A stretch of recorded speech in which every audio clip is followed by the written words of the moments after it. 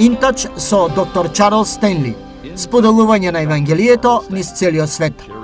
Следно на програмата Интач. Проблематични пријателства.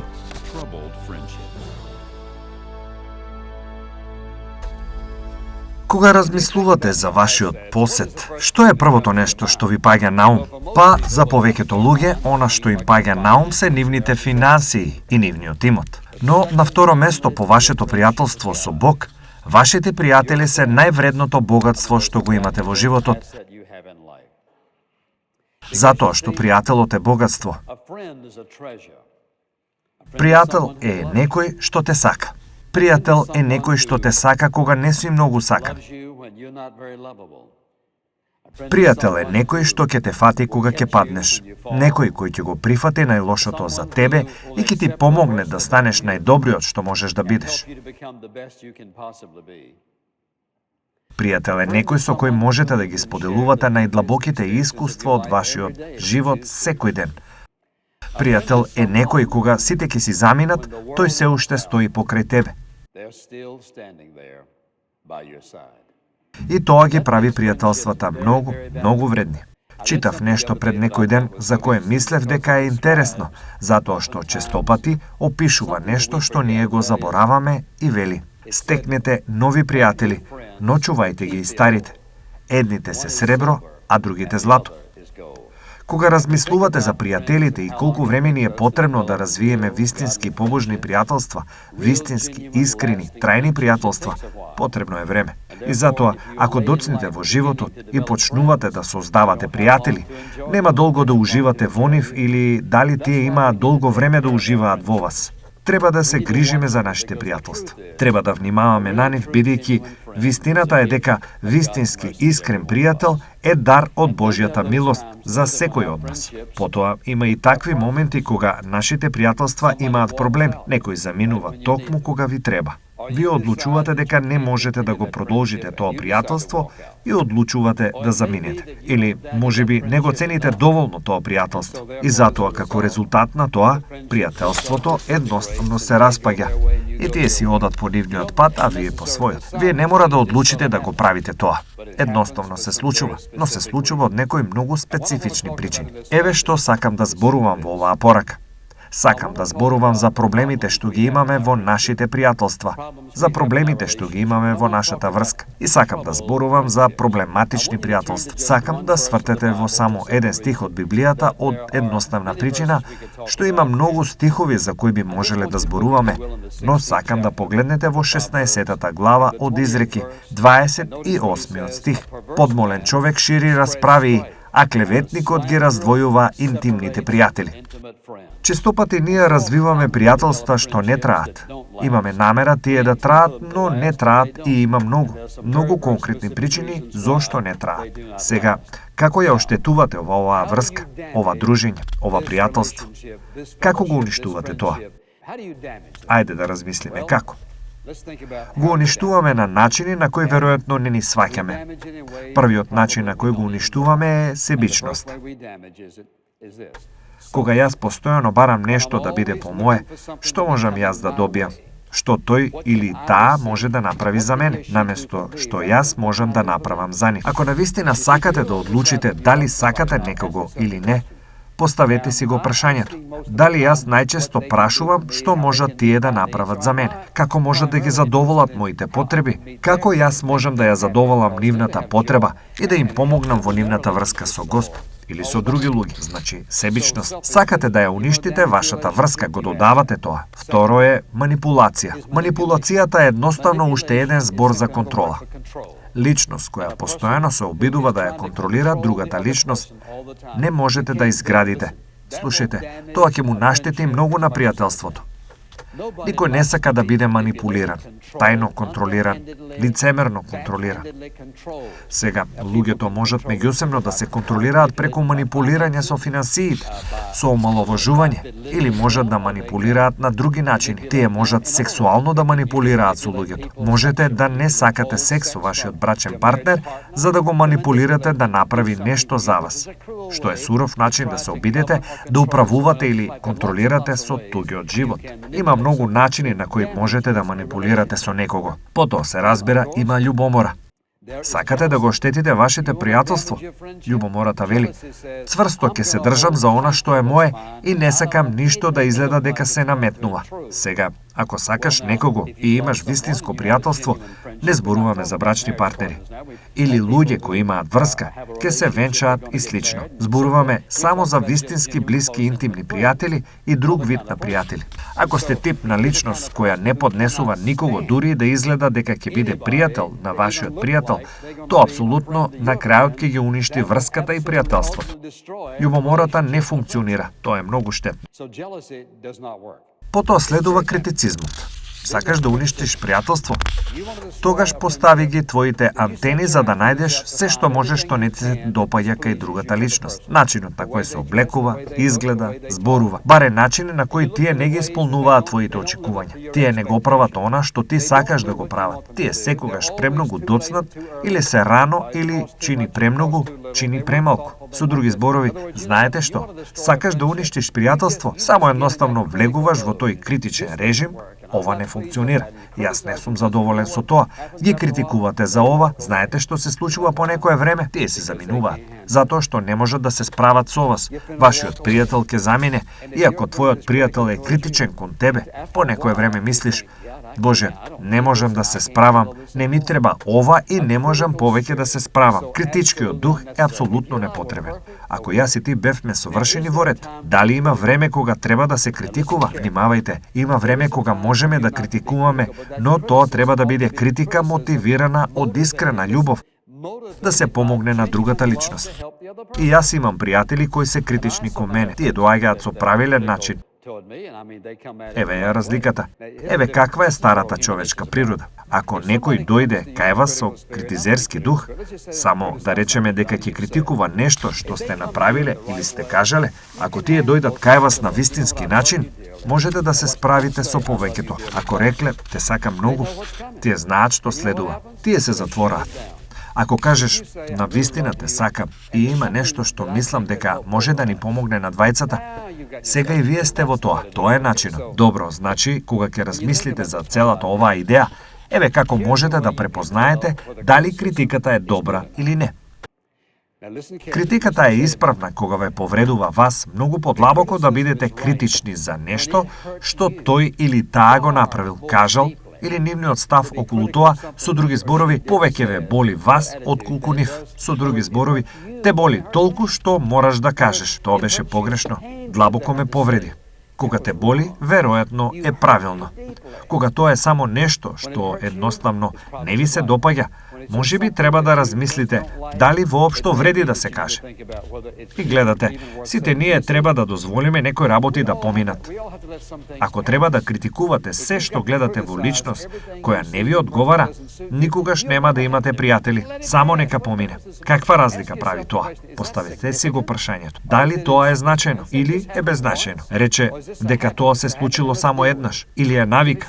Ако е тоа навика, тогаш ајде да се справиме со тоа. Но ако тоа е само нешто што особено не ви се допаѓа, критиката апсолутно ќе ја уништи врската. Потоа тука е алчност. Сега алчноста и љубомората се две различни работи. Љубомората вели: ќе го држам цврсто тоа што го имам. Не дозволувам некој дури да помисли дека ќе влезе во оваа врска. Алчноста вели: го сакам тоа што ти го имаш. Како можеш да развиеш пријателство со некој што го сака тоа што ти го имаш? Сега можеби велат: па знаете, ние сме пријатели, но тие посакуваат. Со други зборови, можеби ти имаш повеќе материјални добра отколку што имаат тие. Живееш во поголема куќа, возиш подобра кола или имаш подобра работа. Сега, ова пријателство трае, но цело време длабоко во себе. Не дека тие само сакаат нешто како твоето. Следно ние стануваме љубоморни и алчни. Сето тоа е измешано. И така, што се случува? Тие го сакаат она што вие го имате. Сега, внимавајте, кога тоа навистина ќе излезе од контрола во животите на некои луѓе, тие не го сакаат она што вие го имате. Тие ве сакаат вас. Имаше многу луѓе кои на почеток имаат добри врски. Зборувам за мажи и жени. И тогаш, кога сексот ќе стане проблем во таа врска почнува да се намалува. Од едноставна причина што сексот надвор од бракот не ја зголемува, гради и зајакнува интимната врска. Не можете да додадете ништо во вашиот живот што не е од Бог, што ја гради и зајакнува врската. И така, луѓето почнуваат, велат, о, се е едноставно фантастично. И одеднаш нешто се случува. Или можеби во одреден временски период нешто се случува. Затоа, сите овие луѓе кои трчаат наоколу, заедно за ова и она, потоа влегуваат во тоа нешто. И тогаш мислат, не разбирам што се случи во нашата врска, затоа што го прекршивте специфичниот Божји принцип. Кога го правите тоа, кога сте посакувале некого или нешто што е свето и духовно, што не треба да го имате во тој момент од вашиот живот, вие ја уништувате таа врска. Потоа има апсолутна чиста нечесност. Тоа значи, не можете да им верувате. Не можете да имате врска со некој на кој немате доверба. Тоа едноставно не функционира. Треба да им веруват. Луѓето прават грешки. Ако тие се подготвени да се соочат со тоа, да, вие сте апсолутно во право. Јас реков лага. Бев слаб во тој момент. Или се плашев, или што и да е. Барем, справи се со тоа. Признај го, исповедај.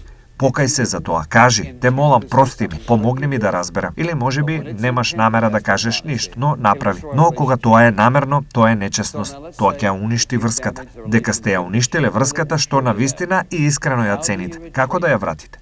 Како да ја излечите? Како да се вратите заедно? Како ги спојувате парчињата повторно?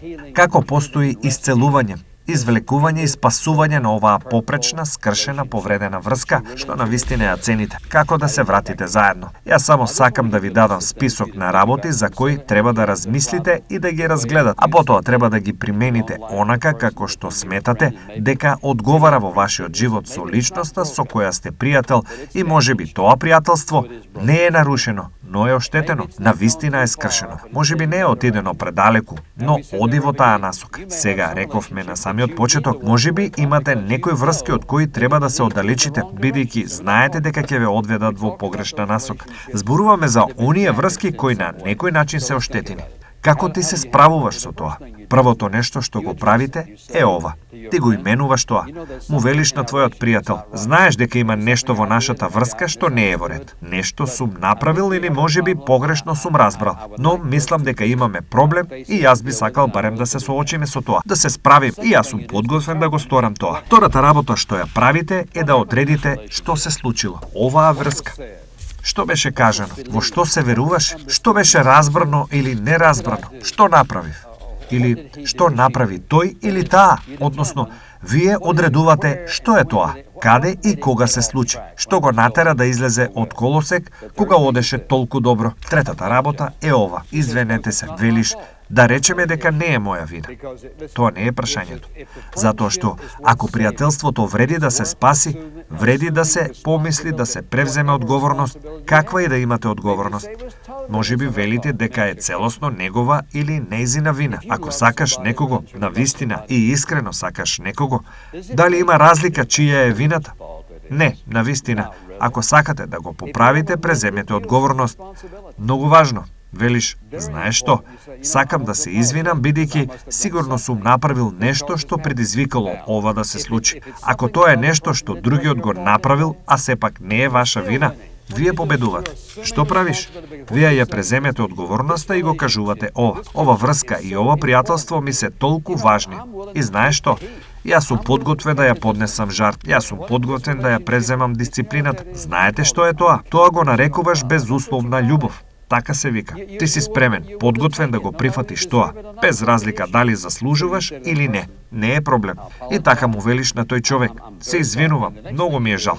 Следното нешто што треба да го запомните е дека одбивате да обвинувате и одбивате да се браните. Таа личност вели, еве што направи. Не направи ништо, која е целта? Дали целта е да се биде во право или да се освои личност? Дали целта е да се биде во право или да се спаси врската? Ако не ми е грижа за врската, можам да кажам.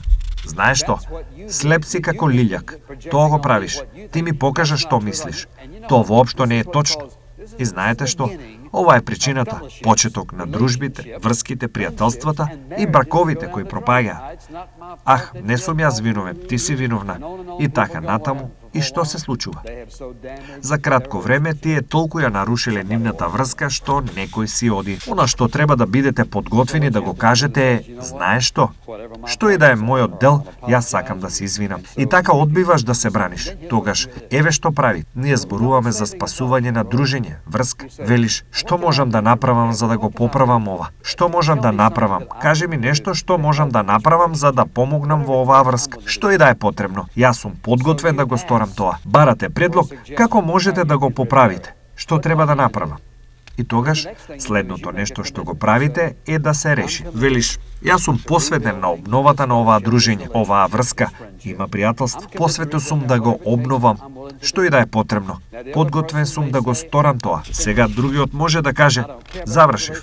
Повеќе не ми е грижа за оваа врска. Си одам. Не можете да натерате да ве сака некој што не ве сака. Не можете да натерате некој да ви биде пријател кој не сака да ви биде пријател. Не можете да натерате со некого да имате врска каква што вие посакувате, освен ако тој не одлучи. И така, она што се случува е: вие ја превземате таа одговорност, велите: јас земам обврска, јас сакам да бидам твој пријател, го сакам нашето пријателство, јас сакам нашата врска. Тоа е многу корисно за мене. Мислам дека сум поблиску до Бог поради тоа. Ти понекогаш ми даваш мудрост што ми треба. Што и да треба, треба да го поставиш ова прашање. Дали ова пријателство вреди онолку што ќе ме чини да го поправам? Ако не, тогаш само се зборуваме туку така. Ако е така, вие ќе ја платите цената. Сега, штом ќе дојдете до овде, сакам да ви дадам 4 прашања што би било добро да си ги поставите. Вие навистина сакате да го зачувате ова пријателство. Има 4 прашања што би сакал да ви предложам да ги поставите.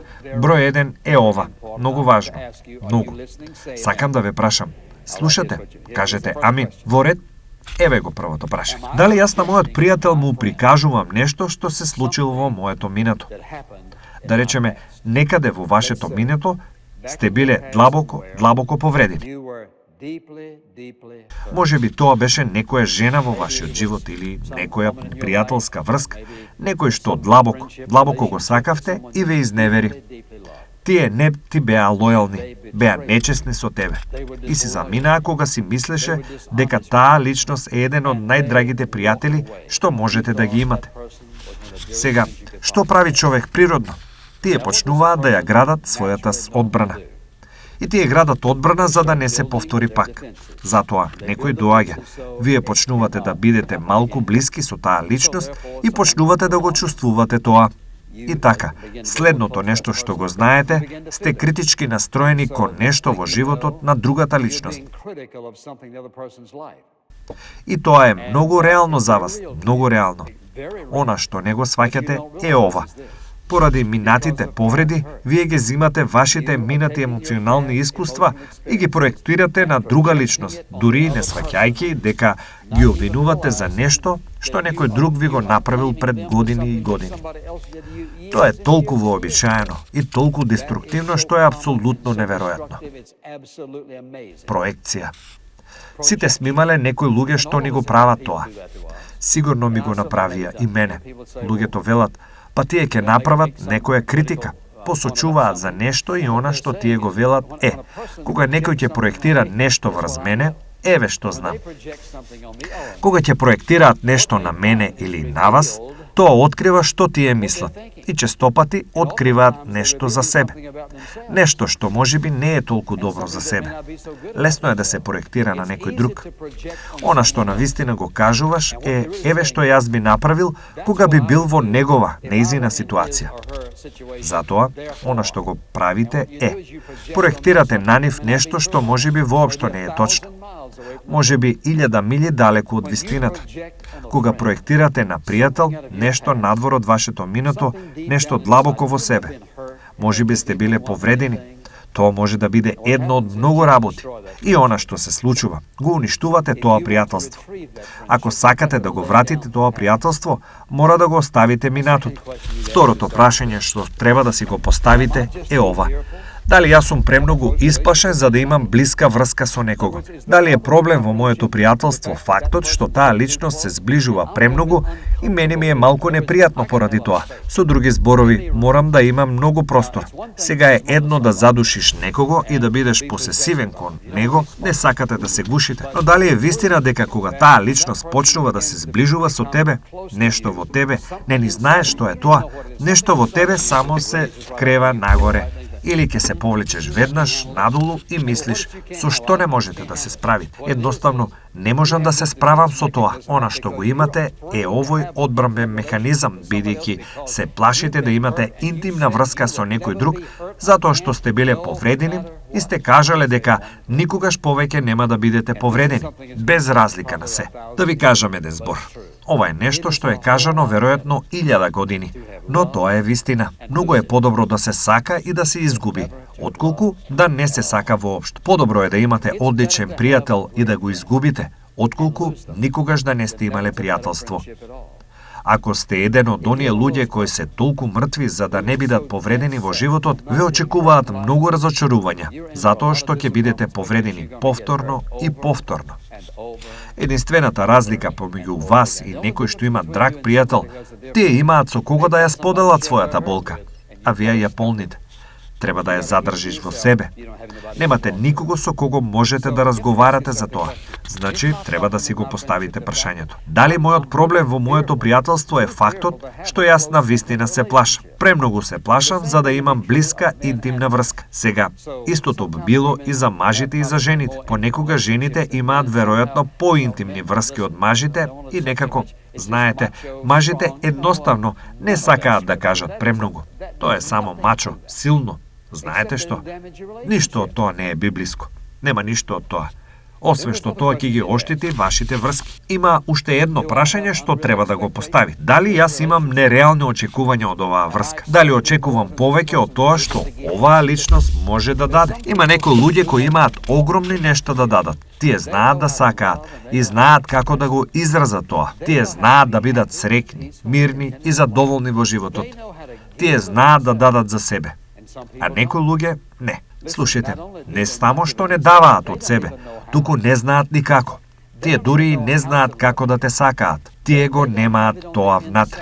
Тие немаат капацитет да сакаат. Треба да си го поставите прашањето. Дали јас очекувам повеќе отколку што тие можат да дадат? И ако очекувате повеќе отколку што тие можат да дадат, тогаш ќе имате проблем во врска. Ако го разбирате тоа, тогаш ја градите таа врска и еве што значи тоа. Вие ќе треба да дадете повеќе, ќе треба да направите повеќе, веројатно ќе треба да простиш повеќе, затоа што уште не се на тоа ниво, затоа што тие се уште не се на тоа ниво. Но ако ја цените таа врска, вие ќе направите се што е потребно за да ја спасите. Уште едно, последно прашање. Има многу прашања, но последното што ќе го спомнам е ова. Дали овие чувства на отфрлање се моето пријателство затоа што тој или таа ме отфрла, или затоа што јас имам толку слабо чувство за самопочит и слабо чувство за самовреднување? Јас не мислам дека навистина заслужувам прифаќање, не заслужувам вакво пријателство и не заслужувам таква љубов, не заслужувам ваква врска, не заслужувам ваква интимност.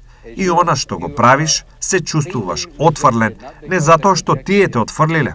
Едноставно, не се чувствуваш достоен некој само да истори љубов врз тебе и да те сака со изобилство на љубов, затоа што тоа е нивната личност. На тој начин, тие знаат да сакаат, а вие не. Вие можете да излечите нарушена врска ако сакате, ако одлучите, ако се обидете, ако сте упорни во тоа.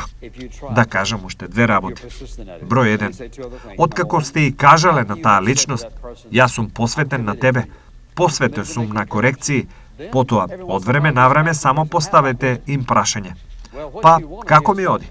Ти правиш фантастично, човеку. Ти си фантастичен. Да предпоставиме дека велат, ти си прилично добар. Тоа е малку пониско, но мора да прашате. Еве што забораваме. Забораваме која е целта. Целта е да се поправи оваа врска. Прекрасна, љубезна, интимна врска со некого. Со други зборови, ако кажат, ти си подобар, ти благодарам многу. Сега, кажи ми, како можам да го подобрам ова малку подобро? Ако сакате да го зачувате, можете да го зачувате. Последното нешто што би го кажал е ова. Ова е навистина едноставно. но е моќно. Бидете сигурни да не го пропуштате тоа што го велам. Побарајте од Бог да ви покаже како. Слушајте да ви покаже како да му помогнете на вашиот пријател да стане побожна личност. Ако бараш од Бог да му помогне на твојот пријател да стане побожна личност, Бог ќе работи во твојот живот на неверојатен начин, за да ти помогне да го зајакнеш, излечиш, закрепнеш и спасиш она што ќе испадне да биде прекрасна, интимна, љубезна врска која ќе ви биде мило што не сте ја изгубиле. Не знам каде сте вие во вашите пријателства, но можам да ви го кажам ова. Она што сте го слушнале во оваа порака може да ја направи сета разлика во светот. Ако ги цениш пријателствата, ако сакаш да заборавиш за себе и сакаш да дадеш се што имаш, ќе изградиш пријателства и врски кои ќе траат. Слушајте, не само сребрените, туку и златните, тоа се оние што ќе ги чувате до денот кога ќе умре. Татко, ти благодарам што ти си најдобриот пријател што некогаш ќе го имаме. Ти благодариме што знаеш се за пријателството и ти ќе не научиш како да бидеме на другите она што им треба и што можеме ние да станеме во тој процес. Се молам, Светиот Дух да му овозможи на секој што ќе ја слушне оваа порака, најпрво да погледне во себе, да види што е тоа внатре што може да ги оддалечи другите. Што е тоа внатре што ги привлекува другите кон себе. И како може да бидат такви пријатели што секој нивен пријател што го има да помогне на својот пријател да биде подобар пријател со Господ Исус Христос. Тоа го бараме во Негово име. Амин.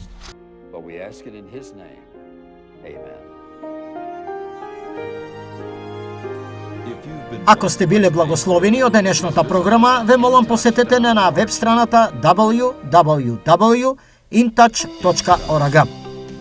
InTouch, водејќи ги луѓето низ светот во поголемо заедништво со Исус Христос и зајакнувајќи ја локалната црква. Оваа програма е спонзорирана преку службите InTouch и овозможена преку Божјата благодат и вашите верни молитви и дарови.